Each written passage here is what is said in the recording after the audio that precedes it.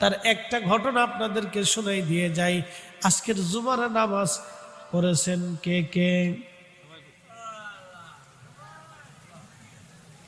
আচ্ছা, হাত নামান, মাশাআল্লাহ।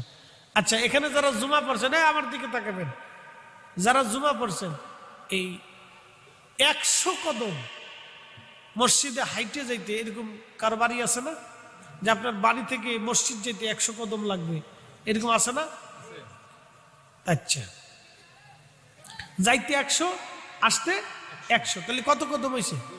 200। হিসাব করেছে,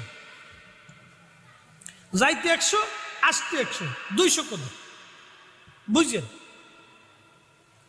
নবীজি বললেন, আমার উম্মত যখন জুমার জন্য মসজিদের দিকে রওনা দিবে, গোসল করে পাকসাপ হয়ে উত্তম পোশাক পরে মসজিদে রওনা দিল, মসজিদে গেল, আদবের সাথে বসলো, ইমাম সাহেবের কাছাকাছি বসলো, অথবা মসজিদে যেখানে জায়গা পাইল সেখানেই বসলো, মহব্বতের সাথে জুমার নামাজ পড়ে আবার পায়ে হেঁটে হেঁটে বাড়িতে চলে আসলো।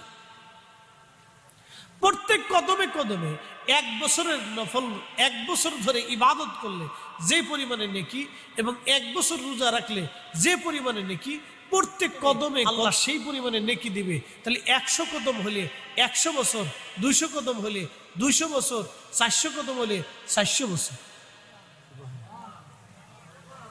সুবহানাল্লাহ। যেমন কইতেছেন ওটা তাবারক খাইই কই না, এটা দরকার নাই, একসাথে বলে সুবহানাল্লাহ। তাহলে কয়শো কদম হলো? বাড়ি থেকে যত কদম মসজিদ তত কদম, তত বছর। যদি 400 কদম হয় তাহলে 400 বছর। তাহলে মুসা আলাইহিস সালাম, ঈসা রুহুল্লাহর উম্মত 400 বছর ধরে যা ইবাদত করছে, আপনি শুধু জুমার মসজিদে যাবেন আর আসবেন, তাতেই পরিমাণে নেকি হয়ে যাবে। হয় না? হয় না? জোরে বলেন আল্লাহু আকবার। বলেন না ইয়া রাসূলুল্লাহ।